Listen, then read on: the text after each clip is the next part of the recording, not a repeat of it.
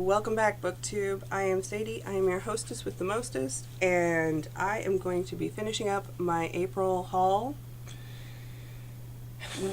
And what a haul it is. Ready to go? Okay. First off, let us start with these three my husband picked up for me.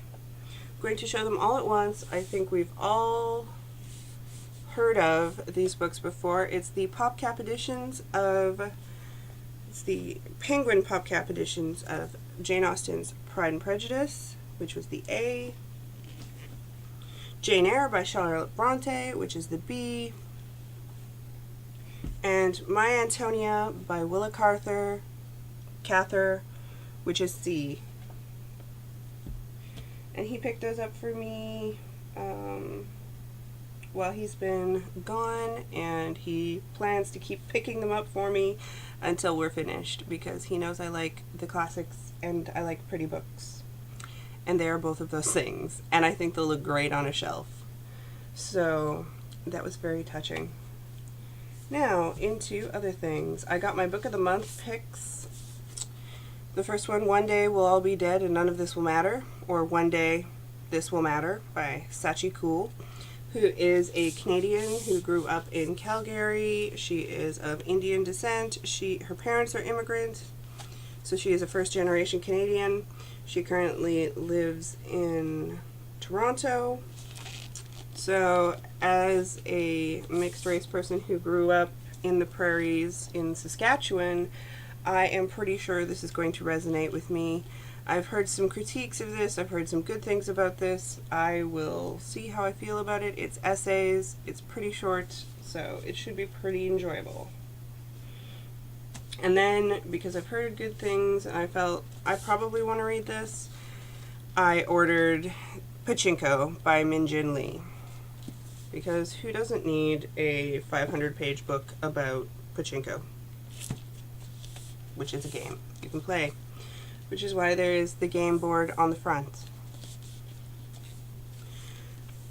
Many people have already reviewed what this is about, particularly a Korean family, so I'm not going to get into it too much. I'm sure you've seen it and heard about it. I picked up the Signet Classics version of It Can't Happen Here by Sinclair Lewis because I wanted to give it a read. Given the current political climate, I figured this sounds like something I need to read right now. You know, 1984, The Handmaid's Tale, and this. I picked up, this is super duper cheap online, Elizabeth Gaskell's Mary Barton in the Red Spines by Vintage, and I really love the aesthetics of the Vintage Red Spines. I like the way they do the Gaskell, the last name up here in bold. I like the way the pages look. Gonna have to start getting these, even though I have to get them from Europe because I like them, and chances are I'll be able to get a bunch of them in Canada. I had ordered this in the Vintage Classic, but they sent me the Vintage International version, but since it was like $3, I don't really care, and it's Where Angels Fear to Tread by E.M. Forster. Oh, let's go back to Mary Barton. Mary Barton by Elizabeth Gaskell is about the daughter of a mill worker and her life. I'm pretty sure you can't go wrong with Mary Gaskell. I haven't read North and South. I've heard great things about it. I have it on my shelf, so if I like one, maybe I'll like the other. Now back to E.M. Forster's Where Angels Fear to Tread. When a young English widow takes off on the grand tour and along the way marries a penniless Italian, her in-laws are not amused. That the marriage should fail and poor Lila die tragically are only to be expected, but that Lila should have had a baby and the baby should be raised as an Italian are matters requiring immediate correction by Philip Harrington, the dour sister Harriet, and their well-meaning friend Miss Abbott. Sounds ridiculous, which means I need to read it. I picked up for While the Husband's Home, because as we all know, I like to read horror when my husband's home. Goth by Otsuchi. Not even gonna lie to you, I picked it up based on the cover. Sorry, Stephen. I did read the back, which also got me intrigued. I did read a couple of pages just to see if I liked the way it was going. It was edited by Kadokawa Shoten. And let's see. The English translation was done by the Kadokawa Corporation. And that's who it was first published by in Japan.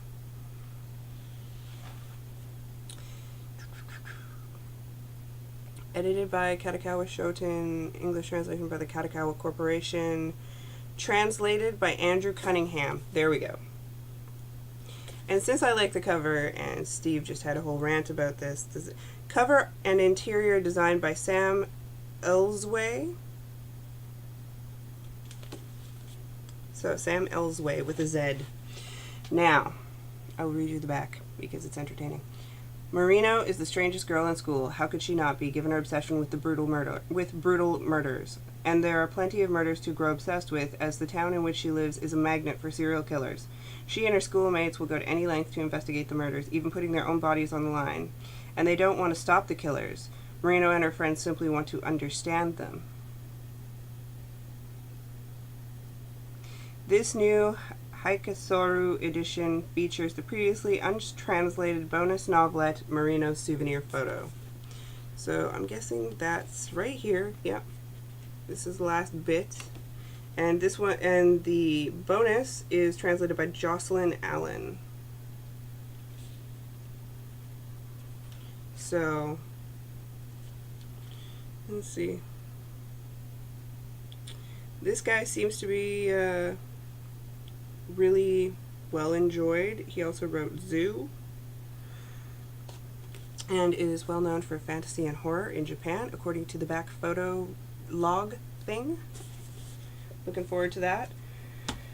I ordered from Book Depository the Hadsworth Times by Sharon DeGale because I saw so many people got it in the moth box. I did not get that moth box because I was out of time, which happens, and so after hearing people talk about it, I wanted to pick it up, and I did. As a non-UK person, you can do that. At the urgings of Jessie Marie, I picked up Rebecca by Daphne du Maurier, the classic tale of romantic suspense, because I needed some classic romantic suspense, and because I have another du Maurier, so I'm hoping I like them.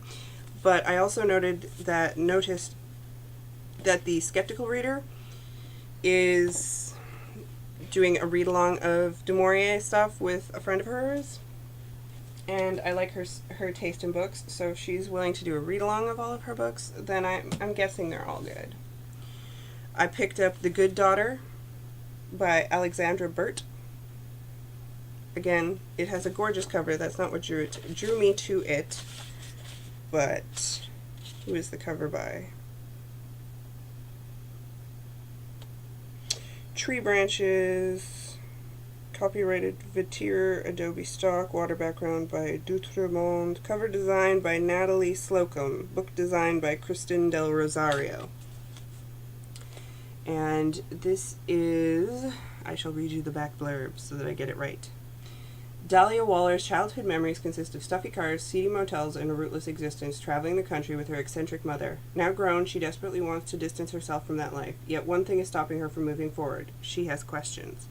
In order to understand her past, Dahlia must go back to her mother in the stifling town of Aurora, Texas, back to a woman on the brink of madness. But after she discovers 3 grave-like mounds on a neighboring farm, she'll learn that in her mother's world of secrets, not all questions are meant to be answered.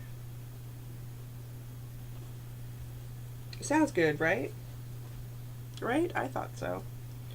And then I picked this up because I've said it before, I'll say it again, I come from Saskatchewan, there's a lot of Eastern European people there, so authentic Polish cooking, because it had a bunch of recipes for things that I like to eat and I want to make, like Zupa Toscana, not Zupa Toscana, Zuma Borscht, the summer borscht, and this also has various pierogi fillings, and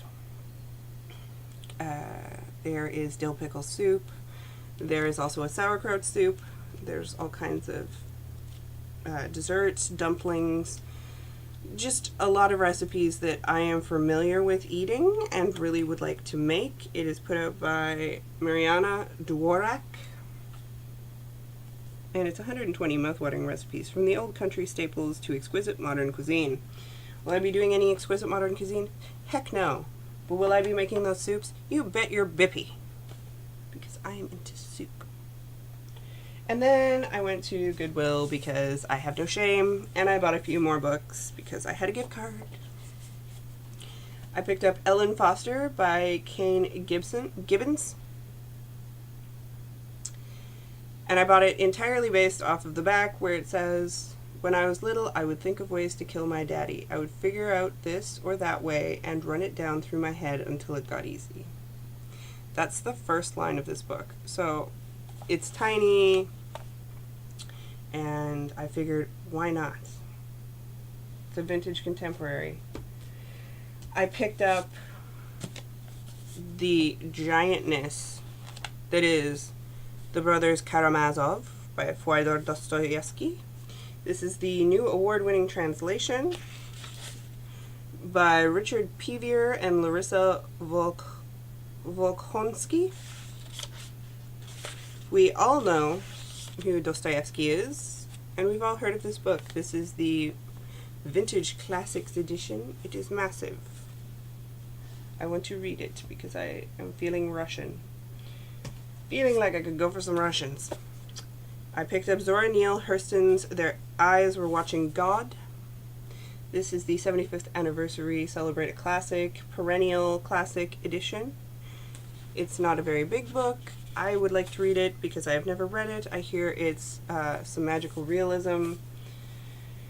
And I'm having trouble understanding what magical realism is because I've read a lot of things that have been considered magical realism, and I don't know why they're magical realism. Apparently I'm struggling with understanding that genre, so I'm just going to immerse myself in it and see if I like it or not. I picked up Never Let Me Go by Kazuo Ishiguro because everybody talks about it, and I picked up The Remains of the Day, and I figured if I like it, I can go to this one. That was honestly my motive, aside from the fact that it was a buck. And I don't think I need to go over it. A lot of people won't tell you what it's about anyway because they say it's better to go in blind, so that's what I'm doing. I also grabbed The Invisible Man, the Vintage International Edition by Ralph Ellison. This is a journey from the deep south to the streets and basements of Harlem. So, possibly a sign of our times. I also picked up Orange is the New Black because I Am Not Immune by Piper Kiernan. And I've watched all of the show. I want to see if this is any better. I want to see if it differs. I'm a book versus show kind of person, so that's just going to make me happy.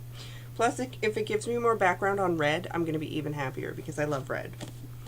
And the last book I picked up was Midnight's Children by Salman Rushdie. I almost picked up the Satanic Verses too, and I thought, this is big enough. Let me just judge if I like this guy. Because I remember that I read Haroun in the Sea of Stories, like when I was a teenager, but it's been a while. So, I'm going to give this one a try and see how I like it. And this is a Penguin edition, just a standard Penguin edition. So, shall I read the back for you, for those of you who don't know? Born at the stroke of midnight on August 15, 1947, at the precise moment of India's independence, the infant Salim Sinai is celebrated in the press and welcomed by Prime Minister Nehru himself. But this coincidence of birth has consequences Salim is not prepared for. Telepathic powers that connect him with 1,000 other Midnight's children, all born in this initial hour of India's independence, and the uncanny sense of smell that allows him to sniff out dangers others can't perceive. Inextricably linked to his nation, Salim's biography is a whirlwind of disasters and triumphs that mirrors the course of modern India at its most impossible and glorious. Ebullient, operatic, comic, and serious, this novel is a wild, astonishing evocation of the maturity of a vast and complicated land and its people, a brilliant incarnation of the universal human comedy, Indian style. That is quite the mouthful. Let's hope it lives up to that. But if Sophie Carlin is to be believed, it will, because that's one of her favorite books, I think. That's everything I picked up in April, and quite frankly, I better not pick up like more than 2 books in May because this is getting ridiculous. And I do not read as fast as everybody else. I can speed read, but I don't. So I will if it depends on if it's a classic or if it's not a classic. If it's a classic, I take my time. If it's not a classic, I tend to speed read through them. But having said that, I'm hoping I don't pick up anything in May because aside from my book of the month and maybe a couple from the husband, I don't think I need any more. I think we have reached saturation point until a couple of them leave. That is everything for April, and I will see you again next May.